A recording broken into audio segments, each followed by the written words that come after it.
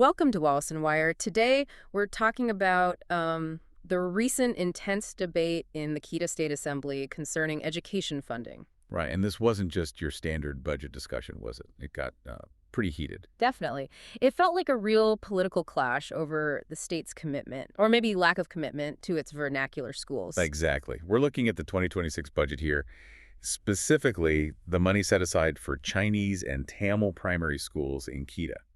And the tension, it seems, wasn't just about the ringgit amount, but also about, political principles and maybe expectations, duty versus gratitude, that kind of thing. That's the crux of it. So the state government announced they're keeping the allocation at RM 300,000 for these schools for 2026. 300,000, okay. On paper, that's money allocated, but it seems that figure immediately caused problems. Oh, absolutely. Immediate pushback. That modest sum, well, it just wasn't seen as nearly enough. Right, so let's try and understand why RM 300,000, which, sounds like a decent chunk of change to many people, is being framed as basically inadequate funding. It really comes down to the scale. How many schools does that money actually have to cover? That RM 300,000 figure set the stage for all the drama that followed. Okay, so let's get into the numbers. The opposing leader, Pao Ong, he led the charge against this figure, didn't he? He did. He argued quite strongly that RM 300,000 for the entire system, all those schools, is just, well, woefully inadequate for what they actually need to operate. And he broke down the maths, I understand. Yes, and it's pretty stark when you look at it. He pointed out there are 157 Chinese and Tamil primary schools across Kita. 157 schools, okay. So all those schools have to share that RM 300,000 pot. Wait, hang on. 157 schools sharing 300,000 ringgit. What does that actually work out to per school? Well, if you divide it equally, and that's assuming it is divided equally, each school gets roughly RM 1,910.28 per year. Just over 1,900 ringgit for a whole year. Exactly. And that's where the criticism really bites. Pao Ong basically said, look, RM 1,910, that's not even close to covering basic essentials for a school year.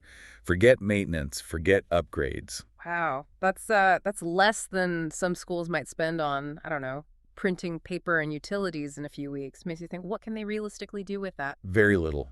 It likely means, repairs get put off, resources don't get updated, maybe even struggles with basic bills.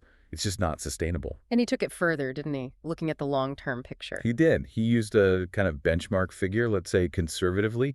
Each school needs something like RM 50,000 a year, proper support, maybe some renovation, keeping things running smoothly. 50,000 sounds more realistic, though maybe still conservative for some schools. Right.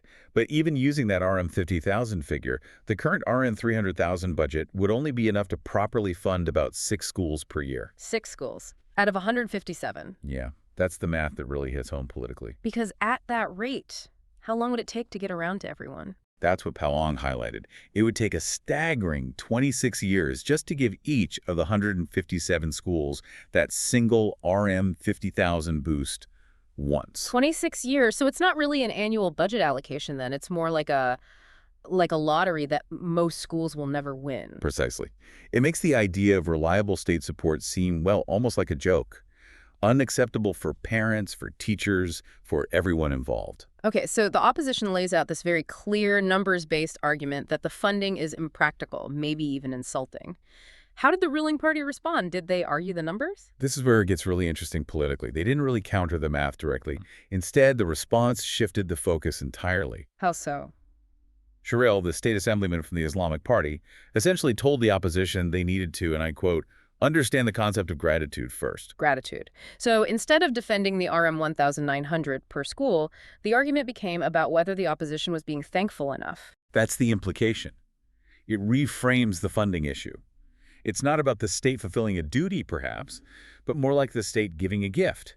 And the recipients should just be grateful for whatever they get. That's a pretty clever rhetorical move, trying to silence criticism by framing it as ingratitude. It is, but Pao Ong apparently wasn't having it. He fired back almost immediately. And how did he counter the gratitude point? He turned it right back on the state government, using an analogy that would resonate strongly in Kita. He brought up the federal government's policy on paddy prices. The increase from RM 1,200 to RM 1,500 per ton. That's huge for Kita farmers. Exactly. It's the backbone of the state's economy. So Pao Ong asked, basically, when the federal government helps Kita farmers like that, does the state government tell the farmers they should just be grateful to the federal government. Of course not. They'd see it as the federal government doing its job, implementing good policy. That was his point. When the federal level helps the state, it's seen as fulfilling a duty.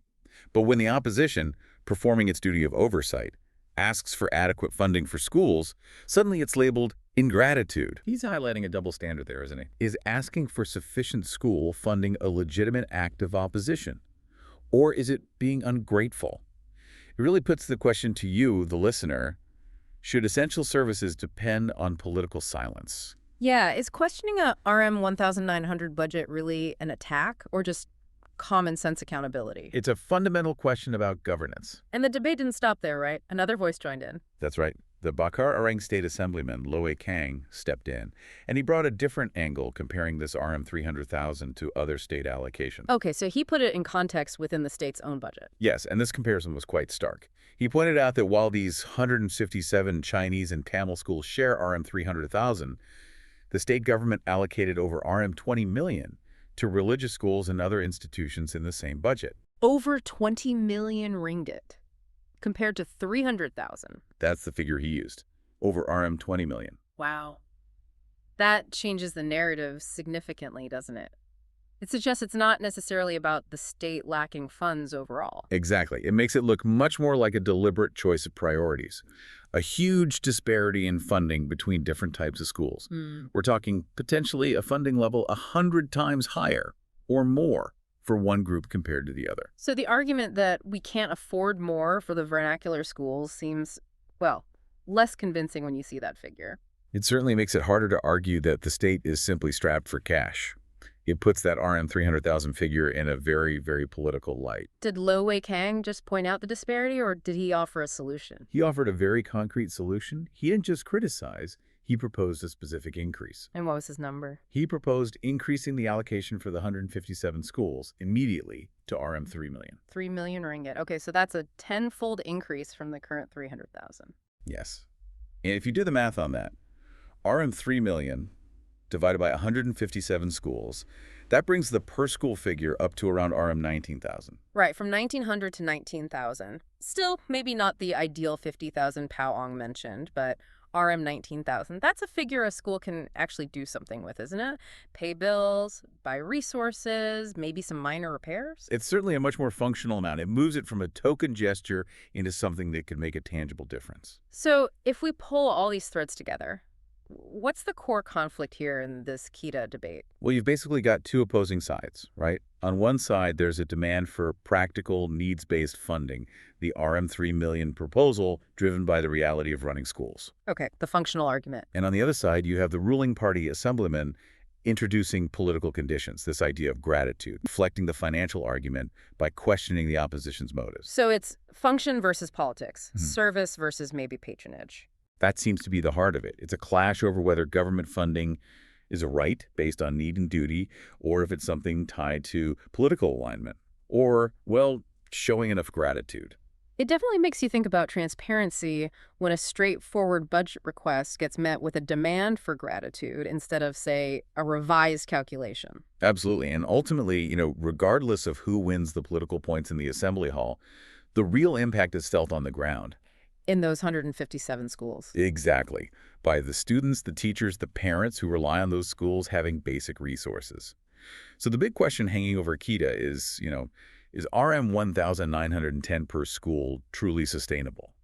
Or will the reality of running these schools eventually force a shift from rhetoric to more realistic funding? It does leave you wondering how often these kinds of political conditions get attached to essential funding requests elsewhere. It really changes the whole dynamic of accountability, doesn't it? It certainly does. A lot to think about there. Remember to like and subscribe for more videos like this.